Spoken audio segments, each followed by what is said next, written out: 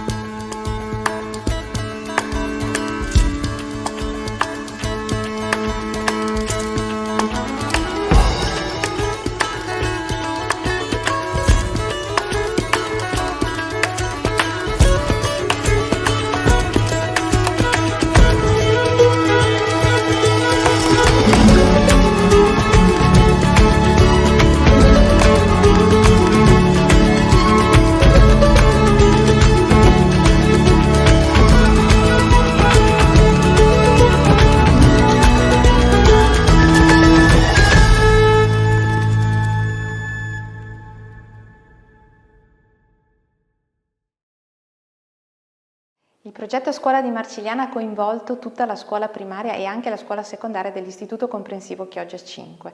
È un lavoro che parte da lontano, è un lavoro fatto di sinergia con il territorio, con gli artigiani, con i commercianti, anche con l'aiuto di tanti dei nostri genitori. I bambini sono stati veramente coinvolti per tantissimo tempo in tutte quelle attività con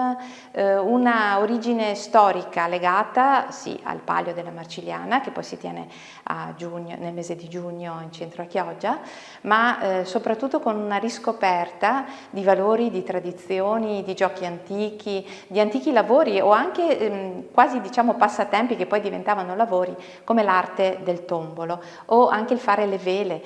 Quindi è un affresco, è stato veramente un affresco molto disteso, sia nei tempi per la ricostruzione, sia nella poi reale realizzazione, che ha lasciato però e che lascerà in questi bambini, nei genitori che ci hanno aiutato, nei docenti e in tutto il personale, un grande ricordo, ma anche una base di partenza per continuare ad approfondire questo percorso di riscoperta storica che poi sottende a un grande amore per questa città, per le nostre tradizioni, la nostra lingua, la nostra cultura.